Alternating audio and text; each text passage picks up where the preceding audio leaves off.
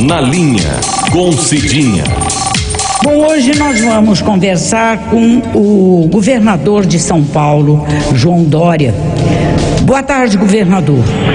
Cidinha, boa tarde, prazer em falar com você novamente. Tempos que não nos falávamos. Estou pois feliz tá com essa oportunidade, viu? Governador, o senhor está feliz da vida, né? A revista Exame de ontem publicou que o São Paulo chegou ao 3º lugar no ranking mundial de vacinação. Que vitória, né? É verdade. A vitória da vida, a vitória da ciência, a vitória da medicina. Aqui, a vitória não foi da ignorância. Aqui foi vitória da vida, Cidinha. Coisa boa, né? Coisa boa. Eu fico tão feliz com essas coisas, o senhor não faz ideia. Alguém se destacar por uma coisa positiva nesse Brasil, sufocado por informações tão tristes. Governador, amanhã o senhor vai estar em Brasília. O que o senhor vai fazer lá? Conversar com o Bolsonaro aqui não é, né? Deus me livre, agradeço, mas declino. Agradeço, mas declino. Não, nós temos amanhã uma visita ao Supremo Tribunal Federal. Nós vamos agradecer. O Supremo tem sido extremamente correto, Cidinha, na defesa da vida, na defesa da vacina, na defesa do passaporte vacinal. Nós vamos fazer uma breve visita para agradecer o Supremo, seus ministros, através do seu presidente Luiz Fux, mas o agradecimento é a todos, porque o Supremo tem sido a corte que tem defendido a vida, que tem defendido a vacinação dos brasileiros. E também teremos encontros lá com os parlamentares do PSDB e na sequência já retorno para São Paulo. A viagem é curta. Governador Dória, o senhor e o prefeito do Rio, Eduardo Paes, se aproximaram bastante, né, nesse período de pandemia e até brincavam um com o outro para apostar para quem estava vacinando mais e tal. E agora, recentemente, o senhor e o prefeito fizeram um acordo e nesse acordo o senhor já doou 400 mil doses de vacinas para o Rio de Janeiro, do Instituto Butantan. Essa parceria Rio-São Paulo vai render que tipo de fruto que o senhor está prevendo? Vai continuar.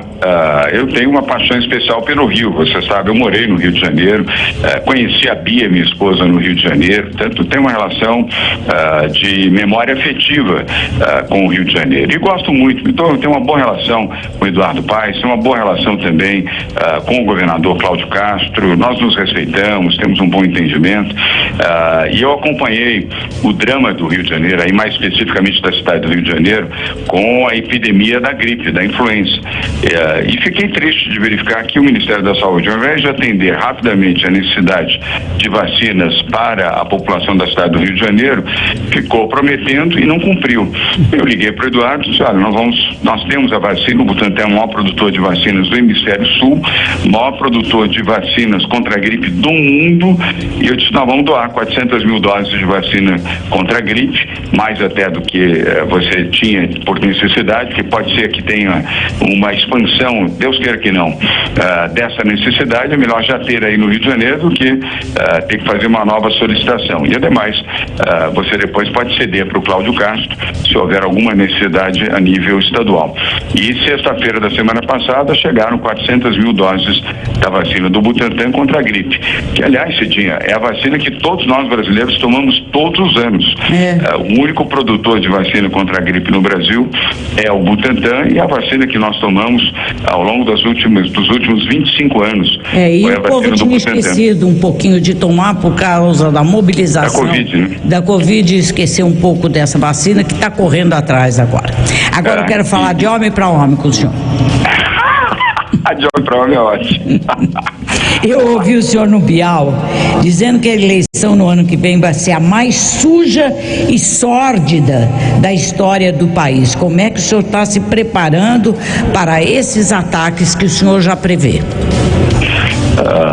Preparado, com bom sentimento, com uma estrutura também pessoal. Você sabe que eu sou muito resiliente Eu me dediquei à política nos últimos 6 anos, aliás, não tenho nem 6 anos ainda completados da política na vida pública, mas a vida privada me ensinou muito, e a vida pública mais ainda, a ser resiliente, resistente, principalmente às fake news, aos ataques, aos emparedamentos, às ameaças.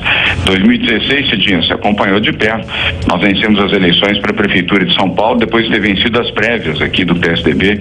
Eu fui muito atacado aqui, porque vinha do setor privado, trazia novas ideias, e fui atacado por todas as frentes, principalmente de esquerda, aqui em São Paulo. E nós vencemos a eleição no primeiro turno, com 53% dos votos, vencendo Lula, vencendo Dilma Rousseff e vencendo Fernando Haddad, que era o prefeito da cidade de São Paulo. E o PT aqui tinha uma aliança, um arco de aliança grande com o PSOL, PDT, PCdoB, PC, todos os partidos de esquerda, e nós aqui saímos vitoriosos, sem falar mal de ninguém, sem destruir a vida de ninguém, nem o nome de ninguém. Essa vez também foi difícil, né, governador? O senhor ser indicado pelo partido, porque houve um atrito entre o senhor e o Leite, não houve? Não, atrito não houve. Houve disputa. Atrito não, Cidinho. Mas eu já vinha de outra experiência das prévias em 2018. 2016, nós vencemos as prévias do PSDB, não foram prévias fáceis, aliás, não há prévias fáceis. Depois vencemos a eleição para a Prefeitura de São Paulo. 2018, disputamos as prévias do PSDB, mais uma vez vencemos as prévias do PSDB e vencemos a eleição para o governo de São Paulo, que também não foi uma eleição fácil.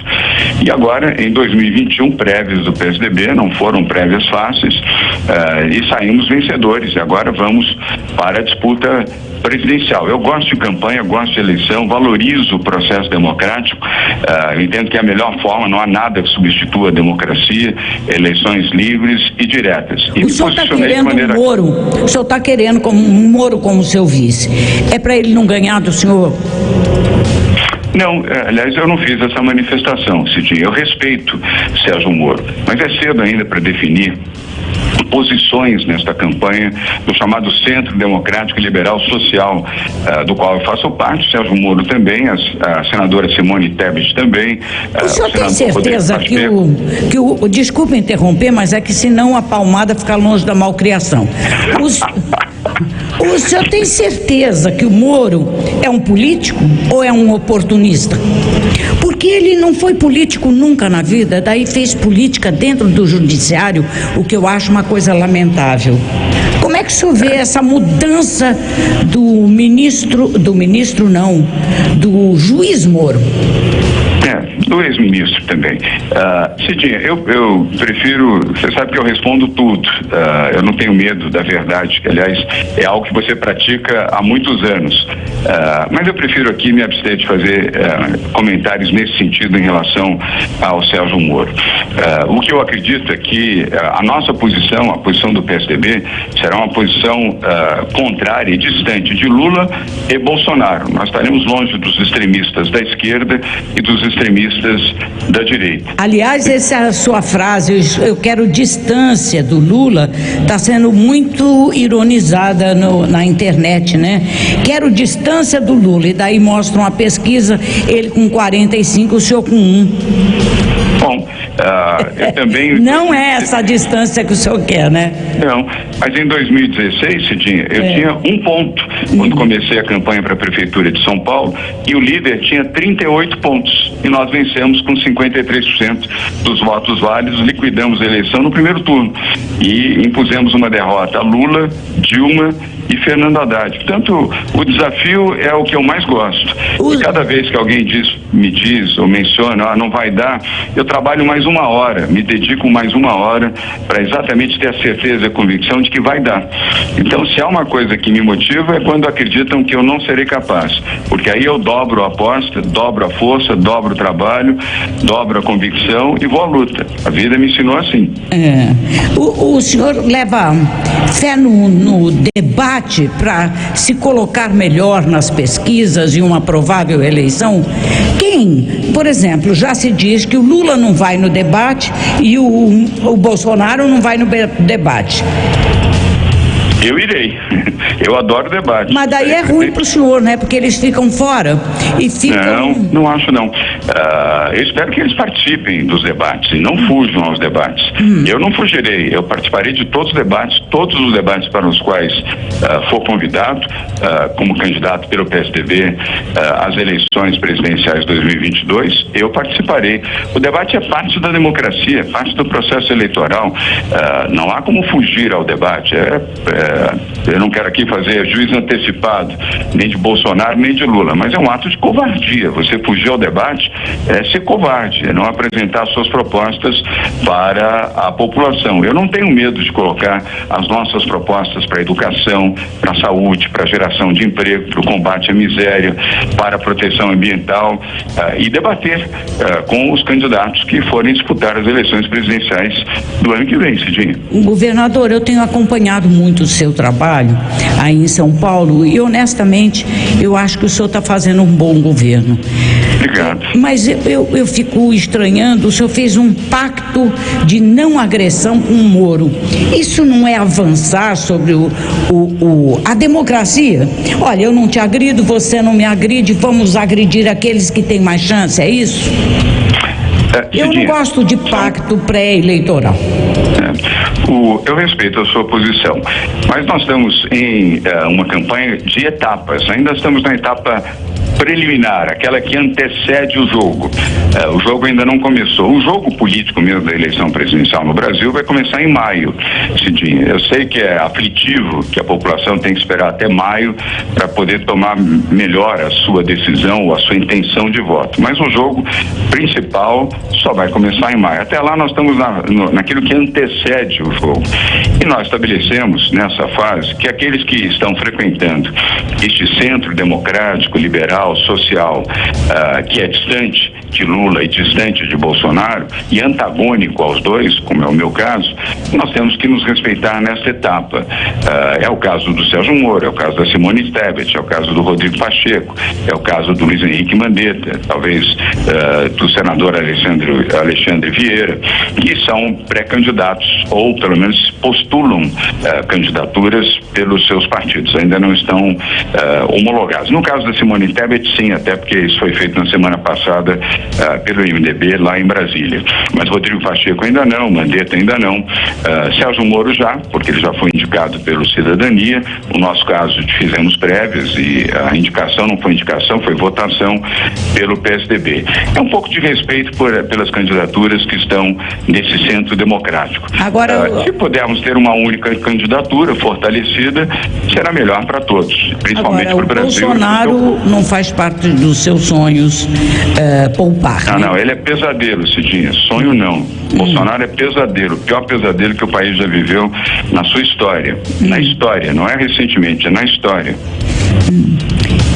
Quais as críticas mais severas que o senhor faria ao governo Bolsonaro? Primeiro, o negacionismo, Cidinho, notoriamente um negacionismo. Alguém que continua ainda hoje, depois de termos 617.463 mortos, continua afirmando que é uma gripezinha, um resfriadozinho, não se vacinou, não recomenda vacinação, não usa máscaras, promove aglomeração. Mas do ponto de vista administrativo... Se chama de covarde quem usa máscara. Hein? Bom, isso todo mundo já sabe. Eu quero saber como administrador de país, o que ele fez de bom, o que ele fez de errado. Ele errou sempre, não acertou uma. Não acertou uma. Veja a educação, o Brasil regrediu 13 anos na educação, 4 ministros da educação e o Brasil reprovado na educação, um desastre completo na educação, um desastre completo na saúde. É só verificar essa circunstância, a falta de vacina, a falta de proteção, a falta de orientação. E na economia? O consumo de cloroquina. E na economia um desastre. O Brasil está com 10,67% de inflação já acumulada, pode chegar até 12%, um fracasso total, 30 milhões de brasileiros, Cidinha, 30 milhões de brasileiros em situação de pobreza, sendo que desses 15 milhões em situação de pobreza absoluta, não tem renda, não tem emprego, não tem oportunidade, muitos passam fome, só não passam mais fome pela solidariedade alheia, solidariedade de igrejas, entidades, instituições, governos, pessoas que ajudam com cestas básicas aquelas pessoas pessoas que têm fome.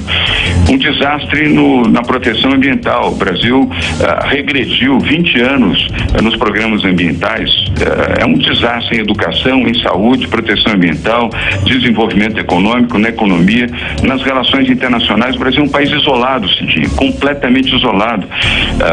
Faz juras de amor a Donald Trump, que já foi presidente dos Estados Unidos, adversário do presidente atual dos Estados Unidos da América, Joe Biden, e o Brasil fica aqui promovendo com os filhos do presidente Bolsonaro congressos da ultradireita em Brasília, provocando o atual presidente dos Estados Unidos da América, que durante mais 3 anos e meio será presidente dos Estados Unidos.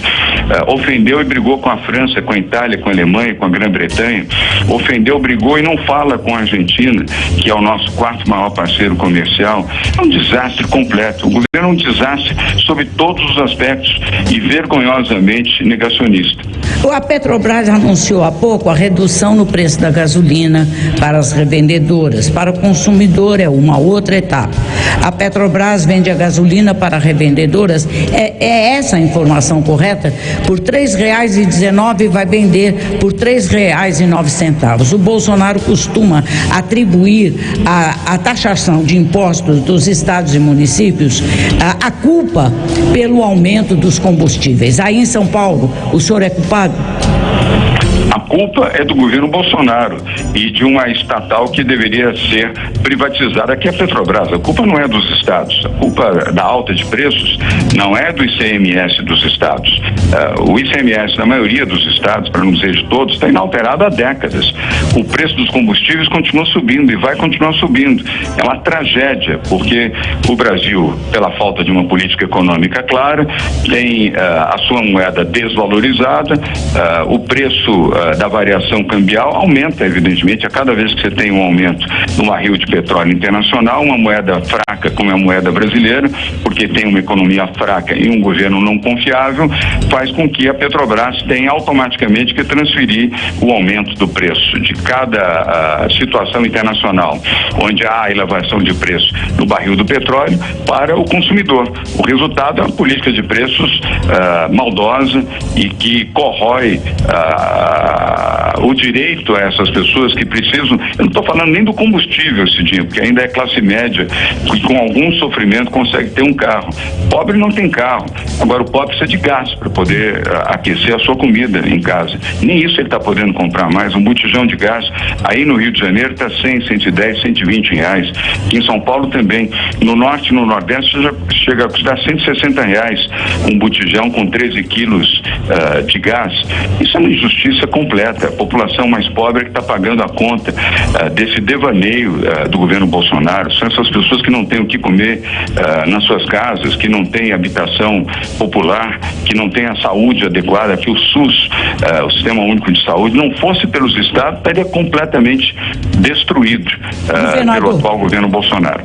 Governador, o Centrão voltou a pressionar o Bolsonaro para aumentar o fundo eleitoral, querem 5 bilhões e 900 milhões de dólares. Como é que o senhor vê a ligação do Bolsonaro com o Centrão e qual seria a sua com o Centrão? Não pode haver uma relação espúria. Hoje, o governo Bolsonaro depende da decisão do presidente da Câmara Federal para saber se tem orçamento para saúde, para habitação, para desenvolvimento regional, para as atividades de educação, porque não é mais o comando do Executivo. Aliás, pela primeira vez na história da República, isso nunca aconteceu, nem nos períodos mais difíceis da vida política brasileira, foi o presidente da Câmara que manda no orçamento do Executivo. Mas não é o único, né? Hoje nós vimos que o pastor Silas Malafaia também manda. Ele diz que não quer jogo no Brasil e Bolsonaro diz que não vai ter jogo no Brasil. O que isso é uma completa, eu diria, é um absurdo tão significativo, que é você contestar a própria Constituição brasileira. A Constituição estabelece de maneira clara, Cidinha, o que cabe cabe ao Legislativo, o que cabe ao Judiciário e o que cabe ao Poder Executivo. E o que cabe à sociedade civil também. Eu não quero desrespeitar o pastor Malafaia, mas não cabe a ele dizer o que o país precisa ou não precisa. Essa é uma decisão do Congresso Nacional, não é de um pastor, nem de um padre, nem de um cardeal, é do Congresso Nacional. O Congresso é que tem que decidir se o jogo pode ou não ser realizado no Brasil e em que condições, caso positivo, poderia ser realizado. Não é uma função da sociedade civil determinar. Ela pode avaliar, dar a sua opinião, manifestar a sua posição contra ou a favor, isso é democrático, mas não determinar. Isso é prova da fraqueza. Um governo que não tem índole, não tem liderança, é um governo fraco. O governo Bolsonaro, além de ruim, é um governo fraco. Como é que o senhor vê a fiscalização aí do passaporte vacinal? Ontem nós vimos na televisão que nem todos estão sendo, nem todos que chegam de viagem têm esse passaporte exigido. Bom, o governo federal tem que obedecer a instrução da Suprema Corte, Cidinha. E é a Polícia Federal que fica na alfândega, não é isso? O ministro Luiz Roberto Barroso, determinou na sexta-feira, dia 10 de dezembro, a obrigatoriedade do passaporte vacinal contra a Covid-19 para todo viajante que vier do exterior para o Brasil, seja brasileiro, seja estrangeiro. E esta é uma obrigação que o governo federal tem que cumprir. E tem que cumprir através das autoridades aeroportuárias. Os aeroportos são administrados pela Infraero, o Ministério da Saúde está presente em todos os aeroportos e, aliás, esta posição do ministro Luiz Barroso, Cidinha, é a posição da Anvisa também, da Agência Nacional de Vigilância Sanitária. Então não faz o menor sentido estar acontecendo o que você acaba de reproduzir. Em alguns aeroportos há controle, em outros não há, ou há controle em determinados horários e em outros horários não há controle. Isso é um desrespeito a uma decisão da Suprema Corte brasileira. E desrespeitar a decisão judicial da cadeia, da prisão. Eu estou fazendo a última pergunta para o senhor, já agradecendo a sua participação no nosso programa. Vai que o senhor não chega ao segundo turno. Pela sua garra, eu acho que o senhor vai disputar muito forte essa eleição. Mas vai que o senhor não chega. O senhor já votou alguma vez em branco? Nunca votei em branco, nunca anulei meu voto. E não farei isso fazer em 2022. E se o senhor não ganhar, em quem o senhor vota? No Lula ou no Bolsonaro? Não tem a menor hipótese de votar nem em Lula, nem em Bolsonaro. O Brasil já sofreu demais para ter dois pesadelos e ter esse pesadelo de chegar ao segundo turno em 2022 com Lula e Bolsonaro. Nós, assim como outros candidatos, outros partidos, Cidinha, faremos um esforço enorme para apresentar não a terceira via, a melhor via para o Brasil, para oferecer ao Brasil condições efetivas de geração de emprego, de cuidar da saúde, de priorizar a educação para os mais pobres, os mais humildes, os mais vulneráveis, de olhar e atuar para diminuir a pobreza no Brasil, de respeitar o meio ambiente, respeitar o direito dos jornalistas como você de fazerem as suas críticas, a liberdade e a democracia sendo preservadas. Não será com Lula, que adora uma mordaça na imprensa, nem Bolsonaro, que odeia a imprensa, que nós vamos encontrar um campo democrático, um campo de liberdade e direitos básicos de todos no Brasil, e principalmente no combate à pobreza, na redução da miséria, que vem, lamentavelmente, nesses últimos 3 anos do governo Bolsonaro, crescendo de forma assustadora. Pode acreditar, Cidinha, trabalharemos muito para que o Brasil possa ter a melhor via para as eleições de 2022. Garra, a mim, não vai faltar. Bom senso também para somarmos forças com outros bons brasileiros e brasileiras que juntos vamos oferecer a melhor via para as eleições de 2022. Obrigada, eu conversei com o governador João Dória de São Paulo e é bom falar com gente civilizada. Olha, governador, o senhor sabe que ninguém fala comigo? Governador, alô? Oi, Cidinha. Ninguém fala comigo, governador. Oi, Cidinha. Oi, tô falando com o senhor. Nenhum candidato fala comigo. Tem medo? Tem medo de você? Eu acho que tem. Eu acho que tem. Já convidei o Bolsonaro, já convidei o Lula. Eles falam em tudo quanto é programa. E comigo eles não falam? Não falam. Mas você sabe por quê, né? Não Porque sei. você fala a verdade, você é a voz do povo, você é a voz da verdade. Há muitos anos que você faz isso e ninguém empareda você, ninguém intimida você. Lula e Bolsonaro só gostam dos aduladores, de quem falam bem deles, e não de quem os criticam, né? Governador João Dória, muito obrigada por sua participação no nosso programa e vamos às eleições, porque é disso que o povo precisa. Eleição direta, eleição segura, com voto consciência para mudar esse país. Boa tarde. Super Rádio Tupi. No rádio, no aplicativo.